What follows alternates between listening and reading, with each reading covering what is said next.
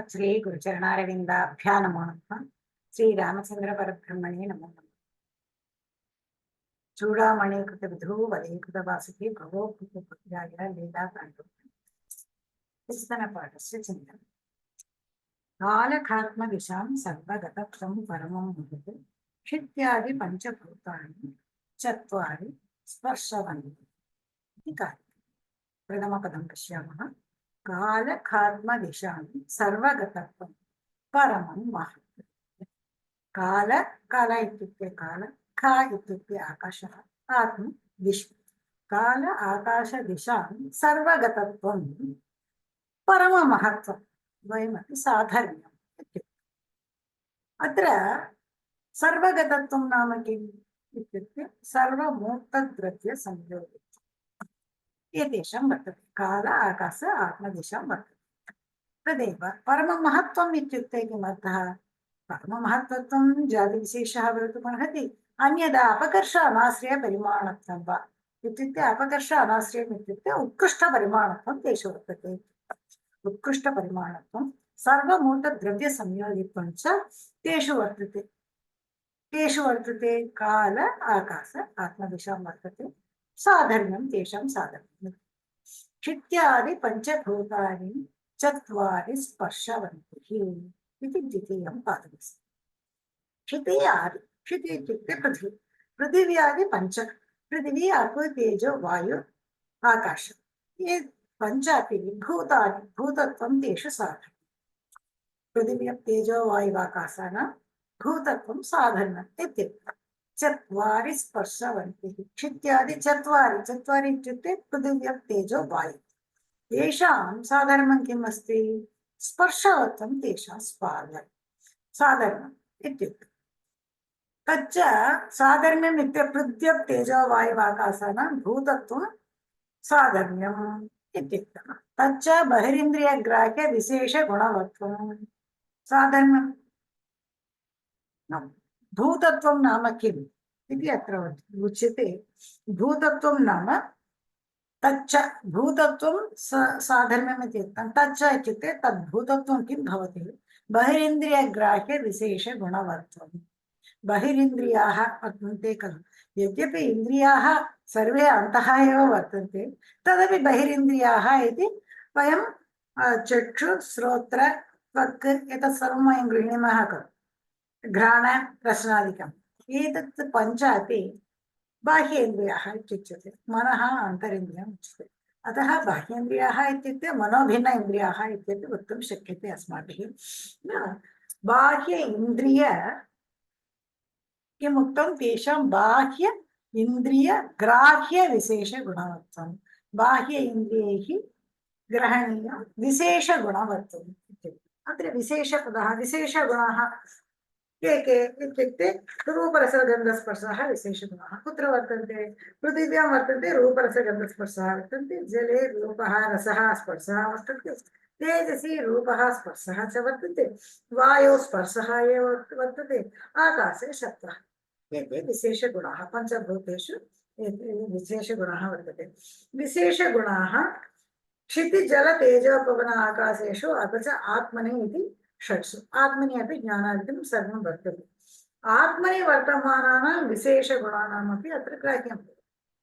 तत्र विशेषगुणाः इत्युक्तत्वात्. किन्तु केवलविशेषगुणत्वं यदि बहिरिन्द्रियग्राह्य विशेषगुणवत्वं न वदामः, केवलं विशेषगुणवत्वं वदामः, किं भवति? तदा लक्षणम् आत्मनि अतिव्याप्तिः स्यात्. यतः आत्मनि विशेषगुणः अस्ति इति कारणात्. अतः तत्र विशेष बहिरिन्द्रियग्राह्यगुणवत्वम् इति उक्तम्. बहिरिन्द्रियग्राह्य यदि बहिरिन्द्रियगुणग्राह्यः विशेषगुणं न वदामः, बहिरिन्द्रियग्राह्यगुणवत्वम् एव वदामः, किं भवति? सामान्यगुणाः ये सन्ति, संयोगः संख्यापरिमाणः, तद्वत्वं कालादिषु. कालादिषु इत्युक्ते काल दिशि मनस्सु. मनसा तु ग्रहणं न भवति, तदापि मनः काले दिशि च विशेषगुणः किञ्चिदपि नास्ति. अतः तत्र अतिव्याप्तिः वारणात्, तत्र अतिव्याप्तिवारणार्थं विशेषगुणत्वं कथनम्. तदापि बहिरिन्द्रियजन्यप्रत्यक्षनिरोधित विशेषगुणवत्वम् इति वदामः चेदपि आत्मनि अतिव्याप्तिः भवति। कथम् इत्युक्ते बहिरिन्द्रियग्राह्य विशेषगुणः ज्ञानं तद्वत्वम् आत्मनि वर्तते खलु, अतः तत्र अतिव्याप्तिः स्यात् इति। बहिरिन्द्रियेण अलौकिकसन्निकर्षेण ज्ञानं गृह्यते। अयं घटः इति पश्यामः चेत् यदा कदापि पश्यामः अयं घटः इति चक्षुरिन्द्रियसन्निकर्षेण तत्र अयं घटः इति अस्माकं ज्ञानं भवति। तदनन्तरं मया घटः ज्ञातः ज्ञातः घटः इति यदा वदामः घटः ज्ञातः तदा अपि ज्ञानोत्तरमपि प्रत्यक्षम् एवं भवति। इदं प्रत्यक्षं चाक्षुषं वा मानसम् इति सन्देहः। चाक्षुषं तु इदानीं तु घटं चक्षुषा न पश्यति, अतः चाक्षुषं न भवति। अथवा मानसम् इत्युक्ते मनः आत्मप्रत्यक्षे एव समर्थः, घटादिप्रत्यक्षे मनसि समर्थता नास्ति। अतः कथम् अत्र समन्वयः कर्तुं शक्यते इति यदि चिन्तयामः, चक्षुरिन्द्रियेण बाह्ये लौकिकसन्निकर्षेण घटः ज्ञातः इति ज्ञानं न स्वीकुर्मः। यदि वयं वदामः भवतु चक्षुरिन्द्रियेण लौकिकसन्निकर्षेण अयं घटः इति ज्ञातः, ज्ञातः अयं घटः इति ज्ञानं, घटः ज्ञातः इति घटज्ञानस्य ज्ञानं वर्तते खलु, तत् मनसा भवतु एव। मनसि तु एवं घटादीनां प्रत्यक्षः न भवति इति। तदापि अत्र धर्मद्वयं स्वीकुर्मः, परस्परविरुद्धधर्मम्, एकं लौकिकम् एकम् अलौकिकं मनसा इति वयं स्वीकुर्मः, परस्परविरुद्धधर्मद्वयं। ज्ञानेन्द्रियैः ज्ञानं युगपत् कदापि न उत्पद्यते।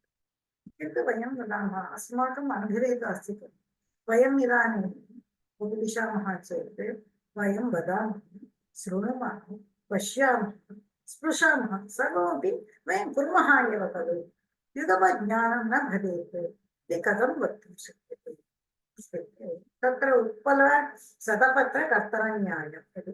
यदि उत्पल शतपत्र कर्तनं स्यात्, उत्पलपत्रस्य प्रथमपत्रस्य यावत् पर्यन्तं कर्तनं न भवति, द्वितीयपत्रस्य द्वितीयपत्रस्य यावत् कर्तनं न भवति, तृतीयपत्रस्य एवमेव स्यात्। किन्तु तावत् सूक्ष्मक्षणाः वर्तन्ते, अतिसूक्ष्मक्षणाः वर्तन्ते, अस्माकम् एवं न ज्ञातं भवति।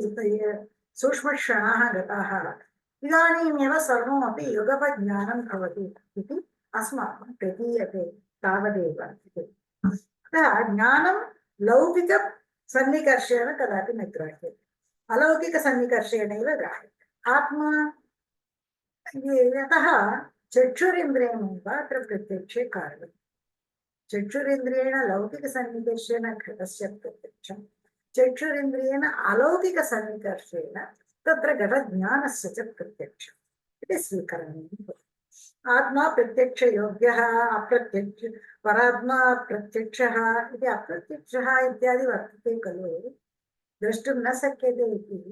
प्रत्यक्षयोग्यः न इत्युक्ते बहिरिन्द्रिय ज्ञाने एव, बहिरिन्द्रियैः न गृह्यते इत्येव। बहिरिन्द्रियैः गृह्यते, लौकिकसन्निकर्षेण न गृह्यते इत्येव अर्थः। अलौकिकसन्निकर्षेण तु परात्मापि प्रत्यक्षः, आत्मापि प्रत्यक्षः। ज्ञातः घटः, ज्ञानांशे अत्र अलौकिकप्रत्यक्षमिति उक्तं। तत्र अलौकिक घटांशे व्यापारः लौकिकः भवति चेत् ज्ञानांशे व्यापारः लौकिकः। तावतापि किं भवति, चक्षुरिन्द्रियजन्यप्रत्यक्षविषयीभूतविशेषगुणः न भवति।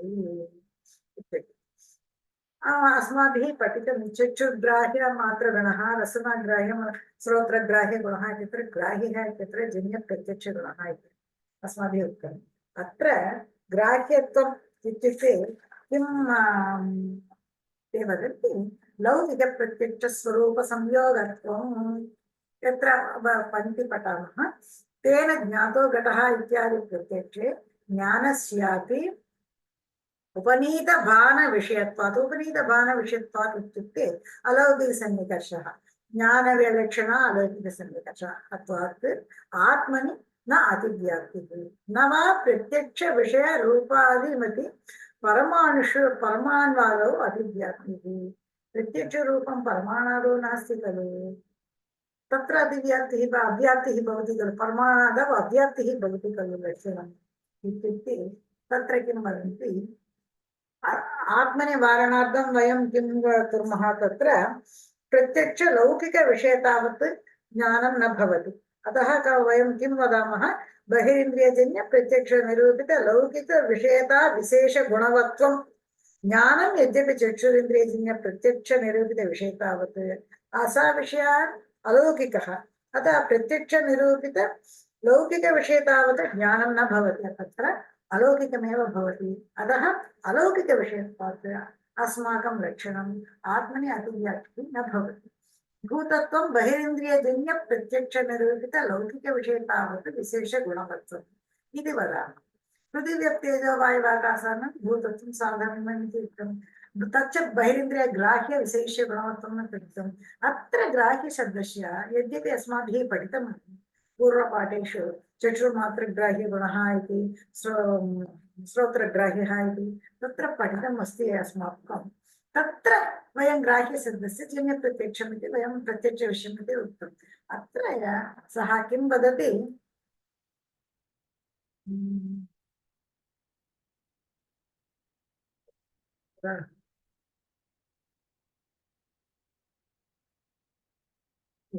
अत्र ग्राह्यस्य लौकिकप्रत्यक्षस्वरूपयोग्यत्वम् इति उक्तं परमाणुषु तत्र अधिव्याप्तिः भवति वा इत्युक्ते अव्याप्तिः भवति खलु परमाणुषु बहिरिन्द्रियग्राह्यविशेषगुणवत्वम् इत्युक्ते परमाणु अव्याप्तिः भवति खलु परमाणुगतगुणाः बहिरिन्द्रियग्राह्याः कदापि न भवन्ति यदा लौकिकप्रत्यक्षे न भवन्ति तद्वारणाय किं भवति ग्राह्या इत्युक्ते विषयता स्वरूपयोग्यत्वं तत्र वर्तव्यम् आसीत् विषयतास्वरूपयोग्यत्वं नाम परमाणो विद्यमानं रूपः परमाणुवति रूपं विद्यमानं तावदेव रूपं खलु परमाणुषु जनिकेषु त्रणिकेषु घटेषु अपि प्रतिभाति घटरूपमपि तत्र वर्तते परमाणुषु रूपं वर्तते किमर्थं न प्रतिभाति इत्युक्ते स्वयम् अयोध्या प्रत्यक्षतायाम् अयोध्या वा अन्यत् कारणान्तरं वर्तते इति चिन्तयामः चेत् परमाणुः स्वयम् अप्रत्यक्षः न किन्तु प्रत्यक्षार्थम् अपेक्षितं महत्परिमाणं तत्र नास्ति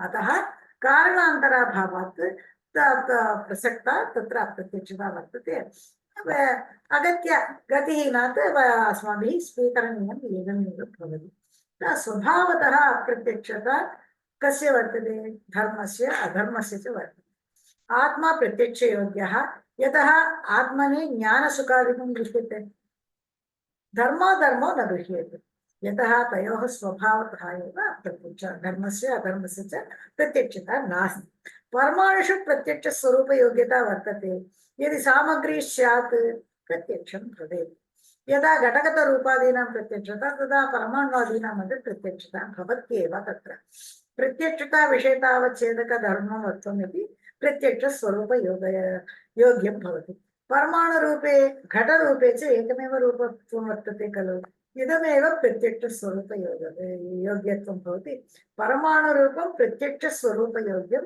प्रत्यक्षे फलोन्मुखः न भवति यतः तत्र महत्त्वं नास्ति इति कारणात् बहिरिन्द्रियजन्य प्रत्यक्ष विषयस्वरूपयोग्यत्वम् इति वदामः बहिरिन्द्रियजन्य प्रत्यक्ष विषयता स्वरूप योग्यत्वं यस्य गुणः तद्वत्वं यः गुणः तद्वत्वं तेन एवं वदामः चेत् किं भवति रूपरसगन्धस्पर्शाः प्रत्यक्षस्वरूपयोग्याः भवन्ति अन्यथा न भवन्ति अत एव स्वरूपयोग्यम् इति उक्तं प्रत्यक्षस्वरूपयोग्याः भवन्ति अनेन परमाणावपि भूतत्वं प्रतिपादयितुं शक्यते एवम् अस्माभिः तत्र महत्त्वं नास्ति इति कारणात् न दृश्यते किन्तु तेषु रूपं वर्तते अतः भूतत्वं तत्रापि प्रतिपादयितुं शक्नुमः भूतत्वं बहिरिन्द्रियजन्य प्रत्यक्षनिरूपित लौकिकविषयतावच्छेदकधर्मवति विशेषगुणवत्वम् इति वदामः एतत्तु गुरुभूतं वर्तते खलु लघुभूतं लक्षणं किं वदामः बहिरिन्द्रियजन्य प्रत्यक्षनिरूपित लौकिकविषयतावच्छेदकधर्मवत् एतद् वदामः गुरुभूतं भवति तदपेक्षया यदि आत्म आवृत्तिविशेषगुणवत्वं वदामि आत्म आवृत्तिविशेषगुणवत्वं वदामि तल्लक्षणं तु लघुभूतं भवति चत्वारि स्पर्शवन्तिः इत्युक्ते क्षिति जलं तेजो वायुना स्पर्शवत्वं साधारणम् इत्युक्ते द्रव्यारम्भश्चतुर्षु स्यात् इति उक्तं। पृथिव्यां तेजोवायुना तत्र साधर्म्यं वक्तुं द्रव्यारम्भकत्वमस्ति। द्रव्यारम्भकत्वमध्ये यो यः अन्त्यावयवी सः द्रव्यारम्भकः भवति वा इत्युक्ते न च द्रव्यानारम्भके घटादौ इति उक्तं। द्रव्यसमवायिकारणवृत्तिसमानाधिकरण द्रव्यत्वदापि व्याकरणत्वम् इति वदामः चेत् तत्र दोषवारणं भवति इति उक्तं। धन्यवादः।